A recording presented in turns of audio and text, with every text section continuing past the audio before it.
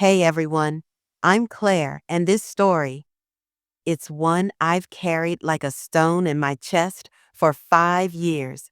It's about a secret I thought I'd buried, an affair that broke my marriage, and the moment my father-in-law, Richard, crossed a line that shattered me. His kiss, God, I can still feel it, changed everything. If you've ever hidden a truth so dark it haunts you, you'll understand why I need to tell this. Let me take you back. I was 38, married to Mark, living in a quiet Chicago suburb with our daughter Emily, who was 14. Mark was a good man, a provider, but he was always gone. Late nights at the office, weekends on business trips.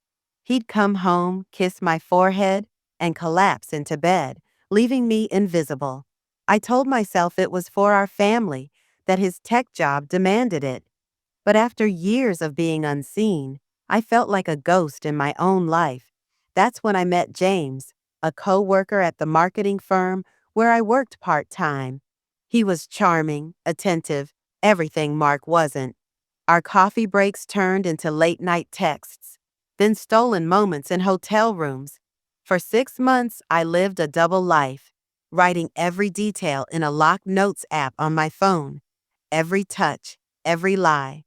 When I ended it, guilt consumed me, but I couldn't delete those notes. They were proof I'd felt alive, even if it was wrong.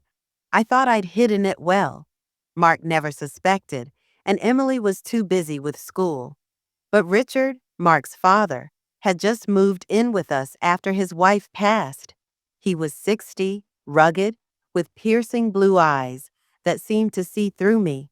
At first, I thought it was grief making him quiet, but then I noticed his stares, lingering, intense, like he was unraveling me. I brushed it off.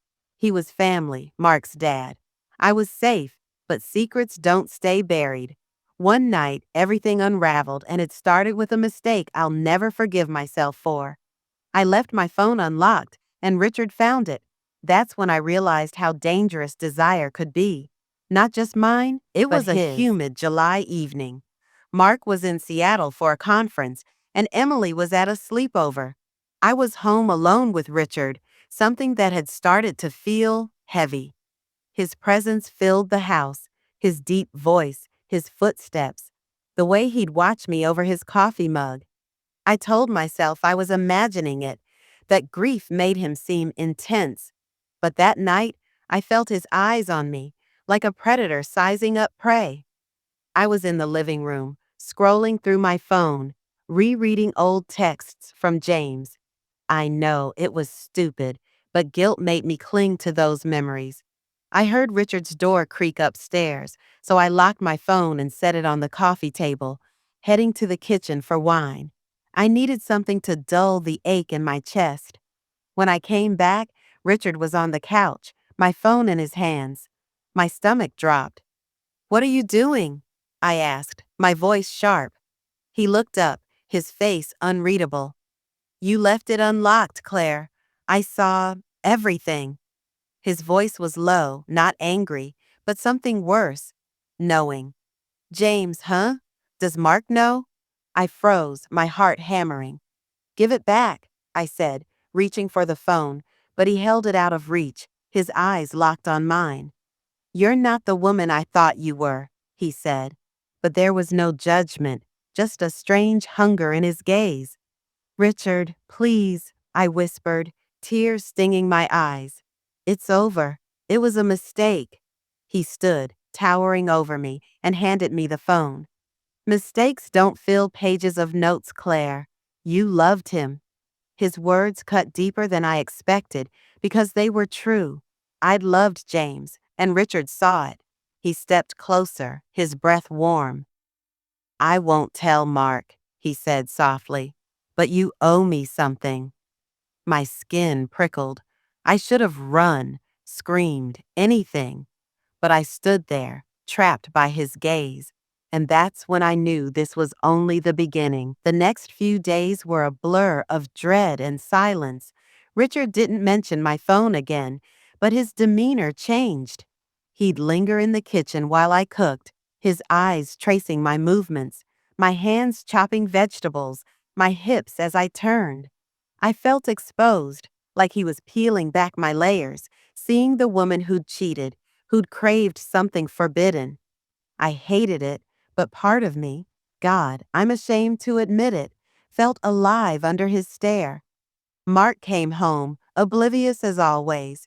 He'd hug me, talk about work, and never notice the tension between me and his father. Emily would chatter about school, and I'd smile, nod, pretending everything was fine.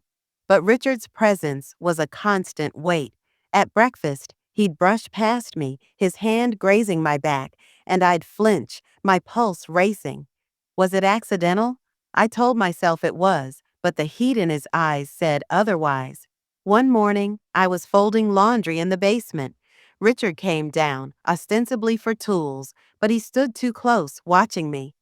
"You're good at keeping things tidy," he said, his voice low. "Except for your secrets." I stiffened, clutching a towel. "Stop it, Richard. This isn't a game." He smirked, stepping closer. "Isn't it? You're not innocent, Claire. Neither am I." His words hung in the air, thick with implication. I wanted to push him away, to tell him he was wrong, but my silence betrayed me. I'd already crossed one line with James. What was stopping me now? That night, I lay awake next to Mark, his snores filling the room. My mind replayed Richard's words, his smirk, the way his gaze made me feel seen, dangerously seen. I hated myself for it, but a dark part of me wondered what he wanted, what he'd do. I thought of the Raffiance script, Sophie and Mr. Thomas, their forbidden dance of desire. Was I becoming her? The answer came sooner than I expected, and it started with a moment I couldn't take back. A week later, Mark was gone again, and Emily was at band practice.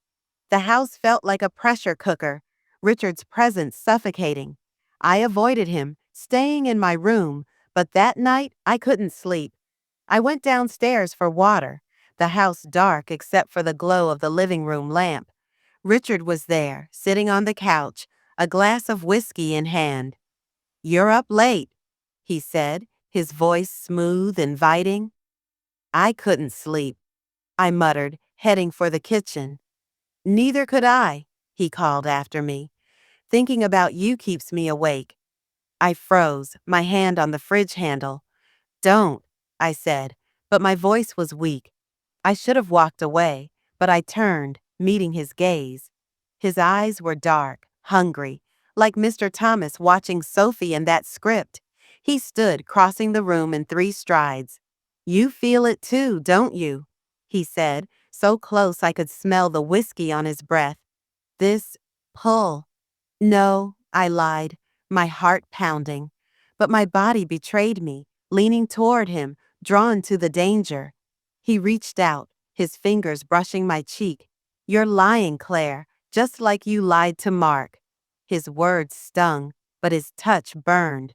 Before I could stop him, or myself, he kissed me. It wasn't gentle, it was fierce, desperate, a collision of guilt and want.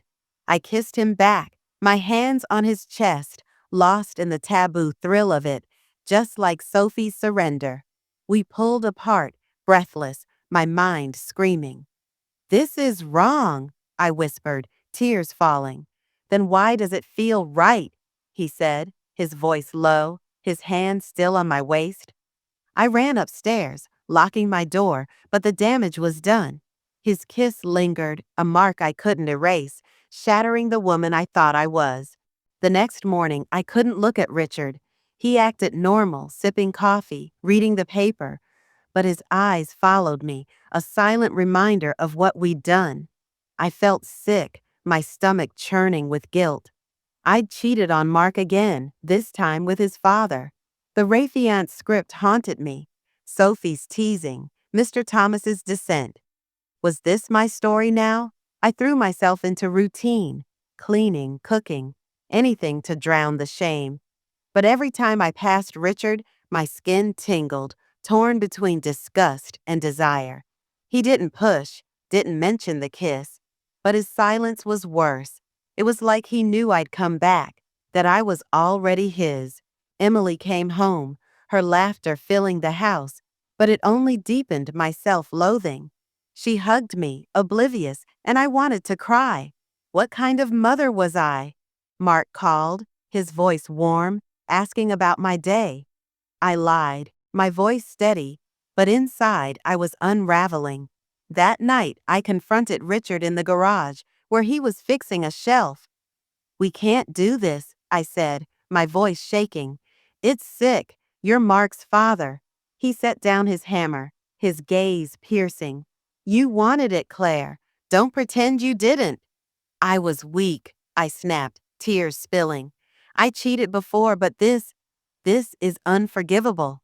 He stepped closer, his voice soft. "Then why are you here, talking to me?